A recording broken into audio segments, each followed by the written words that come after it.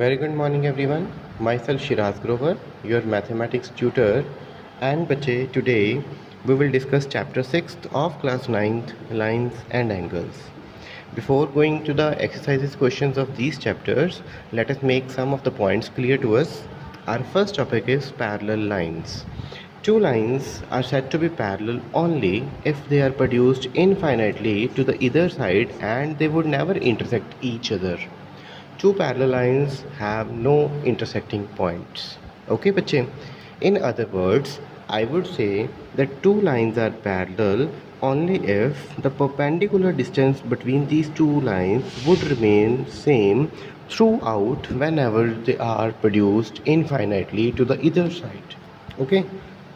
Suppose L and M are two lines. They are said to be parallel when the distance between L and M at point A and B and at point C and D will remain same.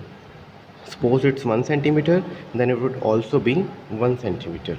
Okay, only in that case we will say that L is parallel to M. So I'm going to write the definition of the parallel lines. Two lines are said to be parallel if they are produced infinitely on either side and they would never intersect each other. Okay, is this clear, bache? And our second topic is transversal. Transversal is a straight line if it cuts two or more different lines in distinct points. Okay, need not to take parallel lines. We are saying that if a line is cutting any two lines at different points, we will say that it's a transversal. Suppose I have a line P and a line Q. A line R is said to be transversal if it is cutting P and Q at two distinct points. Okay, R here is a transversal.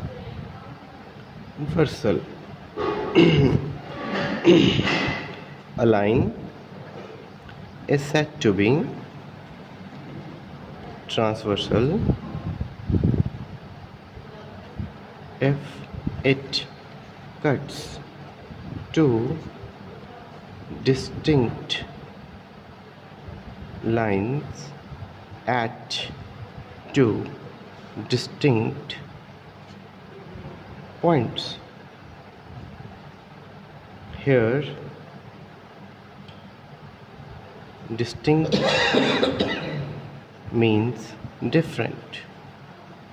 Okay, got it? Is this clear, bache?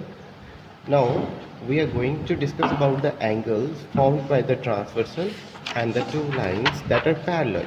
Okay, so let's begin by taking two lines L and M that are parallel and a line P that is a transversal. Okay, take 2 points on L, name them A and B, and take 2 points on M, name them C and D. Okay, take 2 points on P, name them E and F, and the point of intersection names one as O and one as W. Okay, bache, clear hai? Mark different angles formed by these lines. Okay, let us name it as 1, 2, 3, 4. Similarly, X, Y, Z, Z, and suppose name it as S. Okay, and this point is W. This point is W. Okay, need not to write this point. Now bache, let me tell you, number 1, pair of corresponding angles.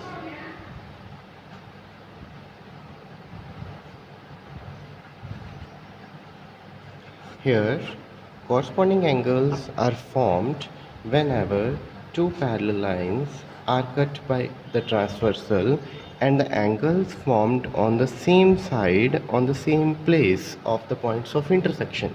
Okay, this angle 2 is equal to angle y by making a pair of corresponding angle. Okay, similarly angle 1 will be equals to angle x, angle 4 will be equals to angle s, angle 3 will be equals to angle z. Okay, whenever the two angles are formed by the intersection of a transversal with two different parallel lines and the angles are on the same place on the same side. Okay, so corresponding angles are angle 1 equal to x, angle 2 equals to y, angle 3 equals to z, and angle 4 equals to s. Okay bache. Now second one is alternate interior angles. Whenever two parallel lines are being cut by a transversal, the angles that are formed in the shape of Z. Okay, see that here these two angles will be equal. The shape of Z is formation na? Okay, so these two angles will be bache equal, and here these are angles are angle 4 and y, so angle 4 will be equals to y. Similarly, when the mirror image of the Z is formed, the same angles are also called alternate interior angles. Angle 3 and angle x, angle 3 and angle x, both are alternate interior angles. Okay bache. And the third one is co-interior angles.